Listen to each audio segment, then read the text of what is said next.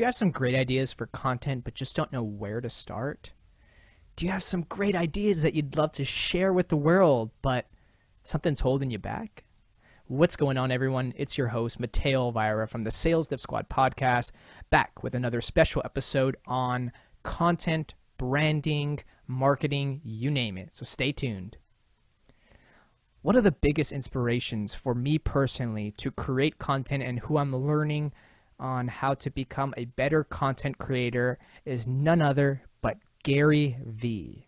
For those of you who don't know Gary Vaynerchuck, he is, honestly, I don't even know what he's famous for other than being a content creator. You know, I won't go too deep into his story here. You can definitely look up his backstory, but just to summarize it, he is a son of an immigrant from Russia.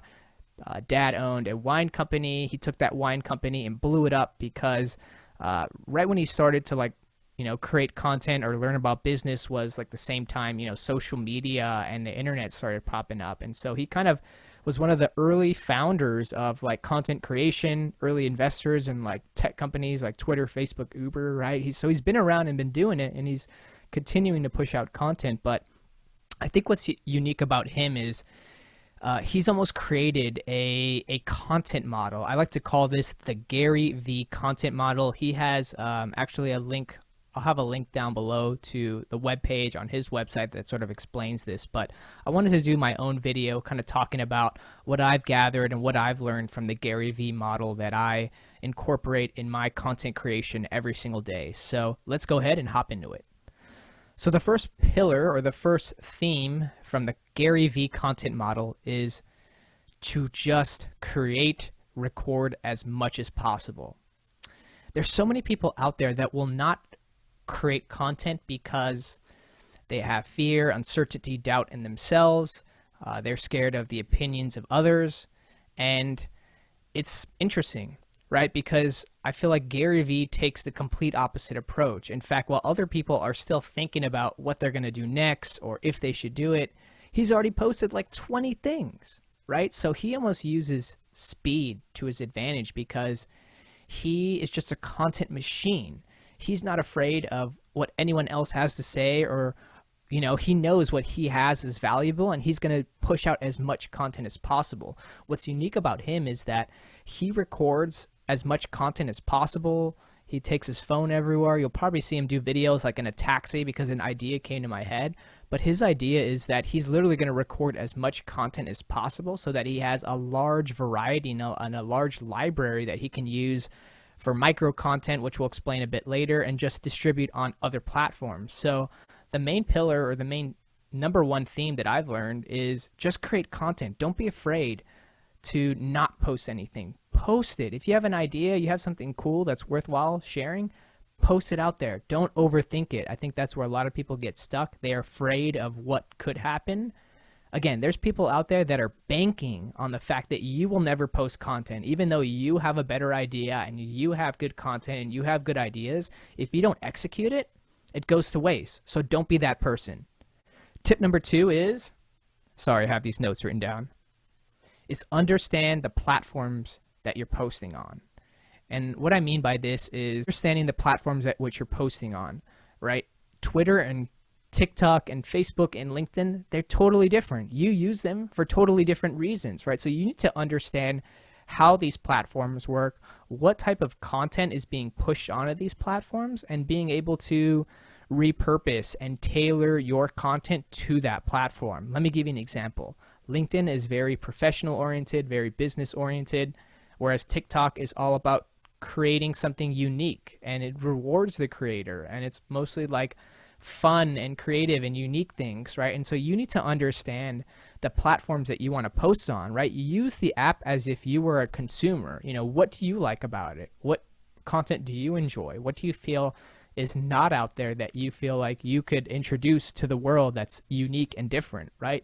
The only way you're going to understand what type of content to push out there is if you know what type of content does well or does not do well on the app. So study it, right? If you want to actually do this, you need to study the platforms. Tip number 3, community and engagement, right? It's more than just posting out content. You could have the best content in the world, But if you don't like any of your and like any of the people's comments on your posts, if you don't interact with them, you're missing out on a totally probably the other half of the equation here, right? You need to be able to communicate and create a community within your content, right? You need to engage with your audience. If you look at Gary Vee's Instagram posts, part of the way he gets you to incentivizes you to comment is after the videos, he'll be like, the first 5 people that comment on here, I'll pin your comment to this post, right? So he's already incentivizing you to comment on the post, but like he wants to interact with you. He wants to hear what you have to say, not only because he wants to like hear what you have to say so he can know what sort of content you might be looking for next, right? Obviously like market research in that regard, but he wants to engage with you. He wants you to feel like you know him personally, right? And imagine if you DM'd your favorite celebrity or athlete and they took the time to respond to you. How does that make you feel, right? Think about it on the other end. You are now building yourself as a figure, as a brand, right? And people want to interact with you, right? So interact with them back, create a community, engage with them. Tip number 4, value overload. Gary Vee posts some of the best content and I've never given him a dime, right? And you might be thinking, oh, like I need to make money now, or I need to get a sale now, or if I give them free stuff now, they won't buy any of my stuff later.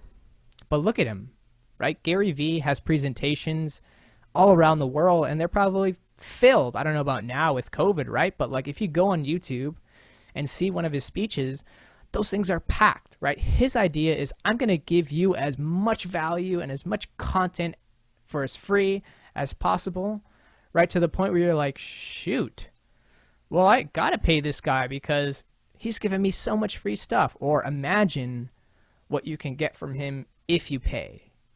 Think about that again. If you can get all of this for free, and it's great content, right? It's again, how I've learned and been able to push out content so far, and I'm still learning. But imagine if what you get when you pay for something. You already get a lot of great stuff for free. Imagine if you pay. So think about that in your head, right? You give as much free and great value as possible. People are like, dang, imagine if I pay. I'm going to get even more helpful resources. So try to keep that in your head. And last but not least, the last one, which I believe is the most important one, and he's always preaching this himself, is branding versus selling. And you're probably thinking, Mateo, you're dumb.